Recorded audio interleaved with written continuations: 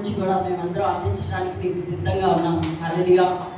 అదేవిధంగా మరి దేవుని వాక్యంలో నుంచి కూడా చూసుకుంటే మరి ఉమెన్ని ఎంపవరింగ్ అంటే చాలా మంది ఉమెన్ ఈరోజు వెనకబడిన వారిగా ఉన్నారు. ఇంకా ముందు రోజుల్లో చూసుకుంటే కనుక ఉమెన్కి ఏ విధమైన సపోర్ట్ ఉండేది కాదు. వాళ్ళు వంటలు కడగడానికి, బట్టలు ఉతకడానికి, ఇంట్లో పిల్లలు కనడానికి ఒక యంత్రాలను మాత్రమే వాడుకునేవాళ్ళు. అయితే మరి రాను రాను చూస్తూ ఉండగా ఈ యొక్క ఉమెన్ చేయలేనిదంటూ ఏది లేకుండా దేవుడు సాధ్యపరిచాడు అవన్నీ కూడా. అదేవిధంగా చూసుకుంటే మరి ఈ యొక్క సామెతలు 31వ అధ్యాయంలో ఉమెన్ గురించి ఎంత చక్కగా మనకు రాయబడి ఉన్నది.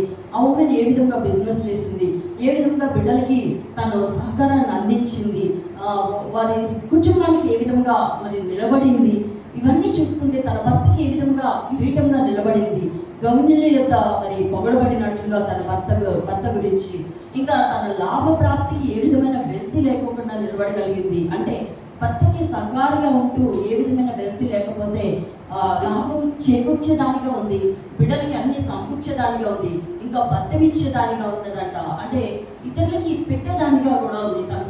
తను ఏదైతే ప్రిపేర్ చేస్తుందో పేదలకి, తను సంపాదించిన దాంట్లో పేదలకు ఇచ్చేదానిగా కూడా ఉన్నదని రాయబడి ఉన్నది. అంటే ఆ విధంగా తను ఏదైతే హార్ట్ కలిగి ఉన్నదో దేవుని యొక్క హార్ట్ తనకి దేవుడు ఇచ్చి ఉన్నాడు. అలాంటి హృదయాలు ఉమెన్ మనందరికీ కూడా అలాంటి హృదయాలు రాదు. ఇవాళ రేపు అందరూ కూడా ఇంటికి వెళ్తే ఒక కప్ టీ కానీ కాఫీ కానీ ఆఫర్ చేయాలంటే ఎవరు కూడా ఆ విధంగా లేరు. దాచుకోవడం, స్వార్థం, వాళ్ళ వరకు వాళ్ళు అన్నట్లుగానే ఉన్నారు. ఎవరిని చూసినా వాళ్ళు ఆర్టిస్టం ఇచ్చే విధానం కూడా బాగాలేదు. చాలామంది చూస్తే కనుక బిజీ అయిపోయారు. ఎక్కడ ఎవరైనా కనపడుతున్నా కూడా వాళ్ళ విషయాల్లో శ్రద్ధ లేని వారిగా ఉన్నారు. మరి ఈరోజు ఉమెన్ ఒక స్ట్రెంగ్త్గా బలం పొందుకొని అదే ఉమెన్ దేవుని యొక్క శక్తిని కూడా తను చేకూర్చుకొని దేవుని యొక్క జ్ఞానం, అనుభవ జ్ఞానం, లోతైన జ్ఞానంతో కనుక ఉంటే ఆ ఉమెన్ ఏ విధంగా తన కుటుంబం సరి చేసుకోగలదు అన్నది కూడా మనము ఈ యొక్క పరిశుద్ధ గ్రంథంలో నుంచి మనం నేర్చుకోవాలి. ఎందుకు అని అంటే మరి ఆ జ్ఞానం లేకపోతే మరి లోక సంబంధమైన జ్ఞానంతో కనుక మనం ముందుకు వెళ్ళాలి అని అంటే అది సాధ్యం కాదు. ఎక్కడో ఒక చోట మనం పడిపోతాం. దేవుని యొక్క జ్ఞానంతో కనుక మనం ముందుకు వెళ్తే దేవుడు ఖచ్చితంగా దాన్ని నిలబెడతాడు.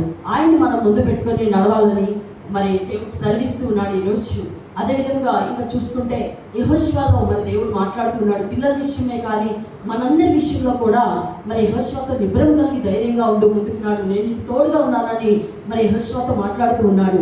నేను నీకు ఏదైతే రూల్స్ ఇచ్చానో, కమాండ్మెంట్స్ ఇచ్చానో, ఆజ్ఞలు పాటిస్తూ ఆ పరిశుద్ధ గ్రంథాల ధర్మశాస్త్రాన్ని, విధులను నిర్వర్తిస్తూ నువ్వు ముందుకు సాగాలి. దాన్ని ఇంకా ప్రకటించేవాడిగా కూడా ఉండాలి అని దేవుడు సెలవిస్తూ ఉన్నాడు. ఈ విధంగా మరి ఆ యొక్క జ్ఞానంతో నువ్వు ముందుకు వెళ్తే దేవుడు